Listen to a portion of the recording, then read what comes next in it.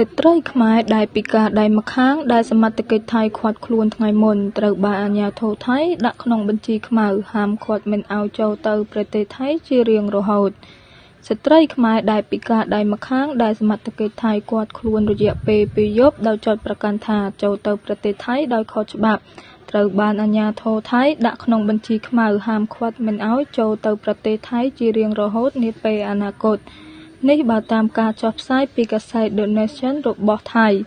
The Nation ចុះផ្សាយថាអ្នកស្រីក៏ត្រូវបានដាក់ឈ្មោះចូលក្នុងបញ្ជីខ្មៅរបស់អន្តរប្រវេសន៍ថៃក្នុងនាមជាការគំរាមកំហែងដល់សន្តិសុខជាតិដែលធ្វើឲ្យអ្នកស្រីត្រូវបានហាមឃាត់ជាអចិន្ត្រៃយ៍មិនឲ្យចូលប្រទេសនេះឡើងវិញនាថ្ងៃទី27ខែមិថុនាអ្នកស្រីនិងមនុស្សជាច្រើនទៀតត្រូវបានសមត្ថកិច្ចថៃដឹកតាមឡានបញ្ជូនចេញមកកម្ពុជាវិញហើយអ្នកស្រីថ្លែងថាអ្នកស្រីនឹងមិនត្រឡប់ទៅថៃវិញទេអំឡុងពេលភាគីថៃឃាត់ខ្លួនរដ្ឋបាលខេត្តបន្ទាយមានជ័យអាជ្ញាធរមូលដ្ឋាននិងអង្គកងខ្យល់កម្ពុជាប្រចាំខេត្តស្រះកែវបានខ្នះខ្នែងដើម្បីទទួលបានការដោះស្រាយជាមួយភាគីថៃរហូតពួកគេបានដោះលែងស្ត្រីទាំងពីរនាក់ដែលក្នុងនោះក៏មានអ្នកស្រីវណ្ណារីផងដែរឲ្យបានត្រឡប់មកកម្ពុជាវិញ